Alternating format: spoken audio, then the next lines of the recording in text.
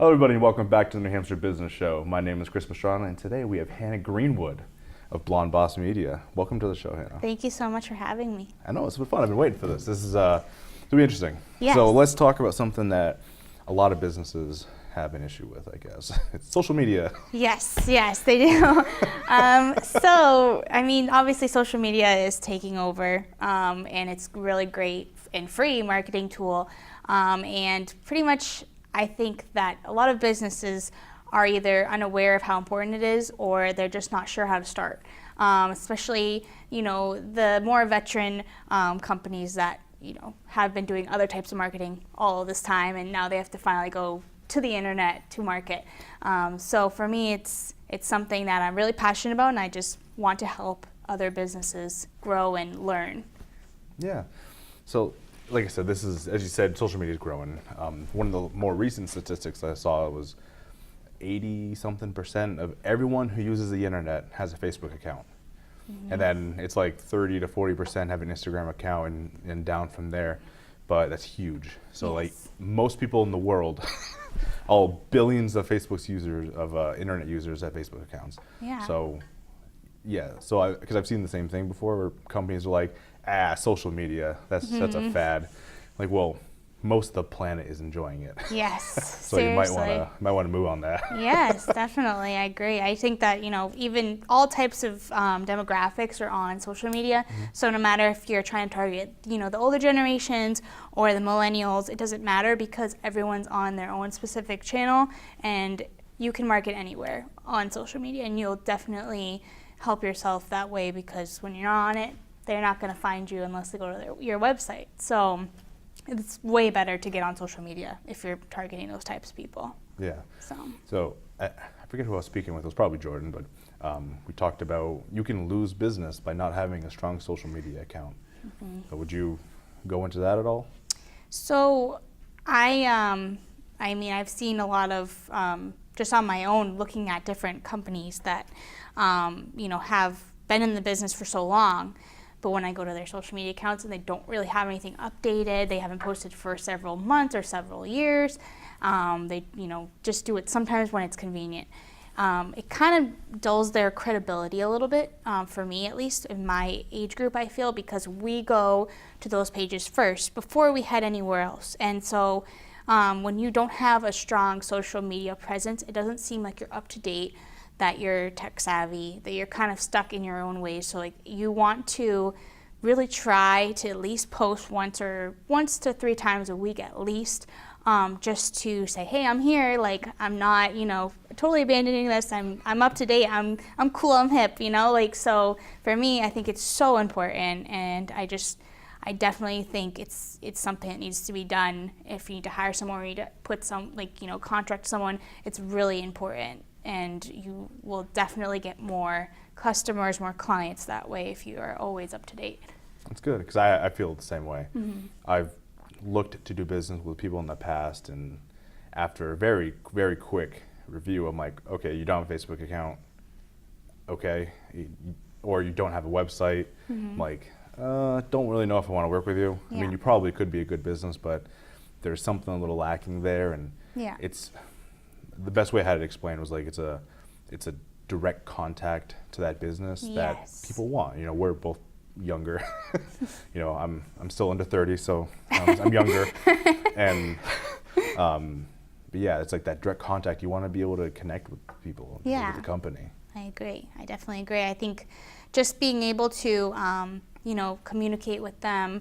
You can talk to them on direct message or leave a review, or like their picture, share their picture. Like to me, that's such nowadays. I know it sounds crazy, but it's more of a connection, because as much as you can call a company and wait on hold all day and try to get in touch with someone, an actual person. But when you're on Facebook or on social media, most likely there's a person behind that, and they don't have a robot doing that. So you're gonna get an actual connection, and you're able to tell them how you feel, or if you like something, like, hey, this is a really cool product, or this is a cool service.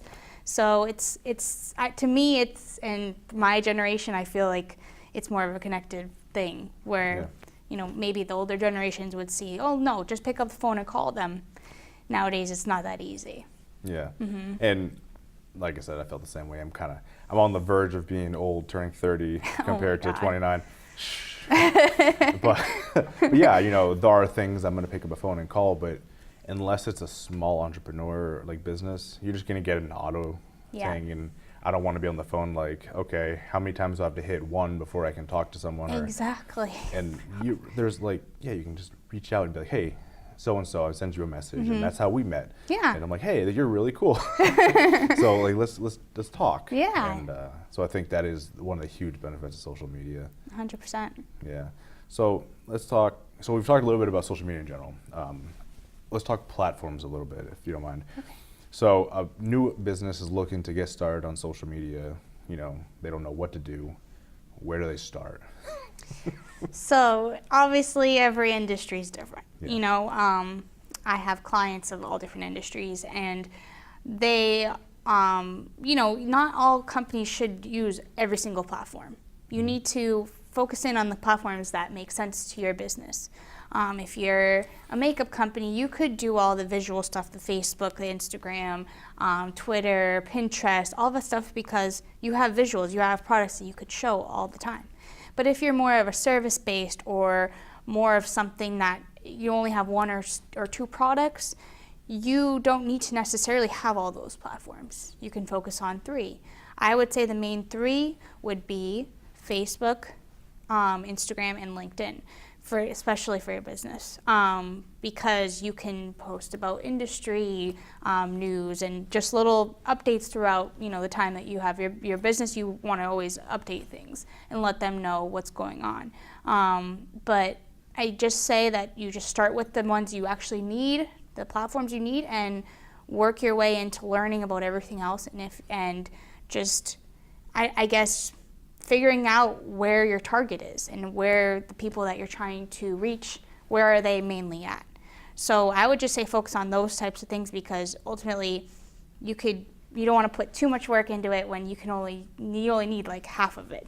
So that's really what I think you should do, is just focusing in and making sure you know who you're targeting and where they're going to be, especially when it comes to platforms.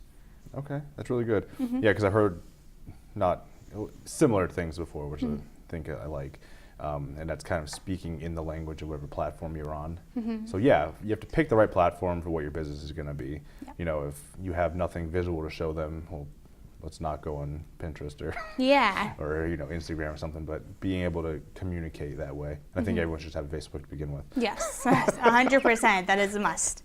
It's a must for sure. I mean, you know, like I said, I have businesses that, you know, they have all of the platforms, but it's because they need them and it's necessary. You know, I have a client that does telephone systems throughout New Hampshire, and you know, they only need to post, you know, a couple times a month, because it's not really a visual thing. It's more of like, you know, if they have a new client, or they, you know, do a new system in a new school or something. So it doesn't need to be updated as much as someone who, let's say, is a fitness company, where they're always taking pictures of their clients working out, or their new deals that they're coming out with. So to me, it's just all about you and how you're trying to get out to your target, and not being overwhelming also. So you just want to make sure that you're middle ground, and that you're, you know, trying to just portray it enough but not too much. Yeah, that's an interesting point, because I've read a lot of different things on this, because like I said, I try to be young.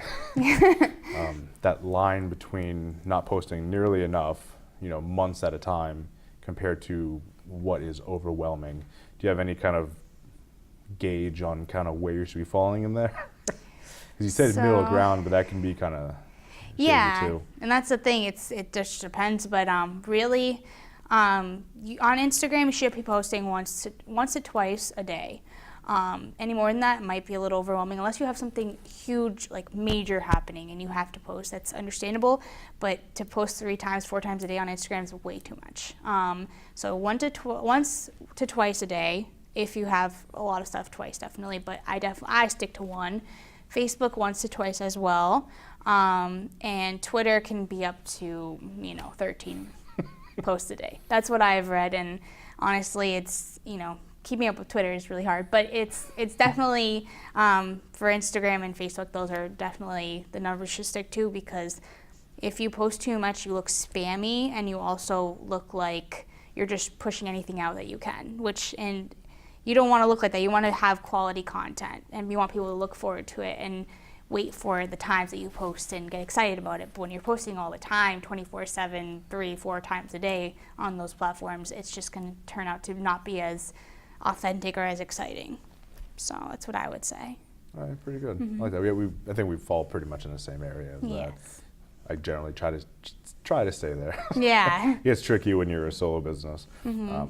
So on that note, you're a solo person, you don't have anyone helping you. How do you keep up with it all? Are there ways to go through it? Because we know there are ways to kind of skirt these things, but what are some tips for people that need that help? So it's definitely hard sometimes, but to me, my passion drives me. So it's like, for me, it's my, like, I love it and I enjoy it. Yeah. So even though it is hard work, I know it's worth it to me. So unfortunately, when you're trying to make this business happen, you may have to work another job. You may have to do other things to help yourself stay stable. But you have to really make the time. You have to put the time aside and manage your time so that you get those things done. It may have to be that you miss some activities, or, but if you're really passionate about it, you're going to make time for it. And I've been up nights where it's super late and I have to wake up at 8 a.m. to go to work.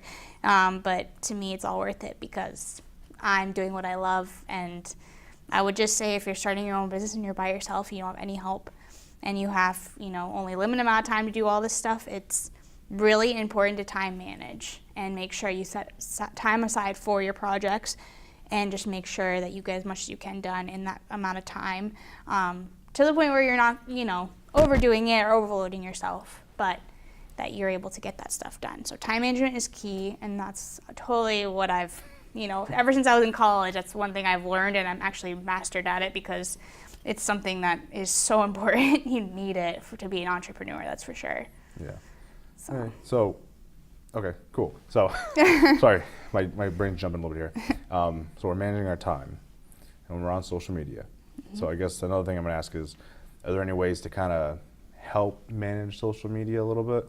Because I know we have people like yourself who help businesses manage, but if they don't take that step, are there products they can do to kind of like, because I know Facebook has a publisher you can publish on schedule, things like that, where you can kind of help manage your social media accounts across the board?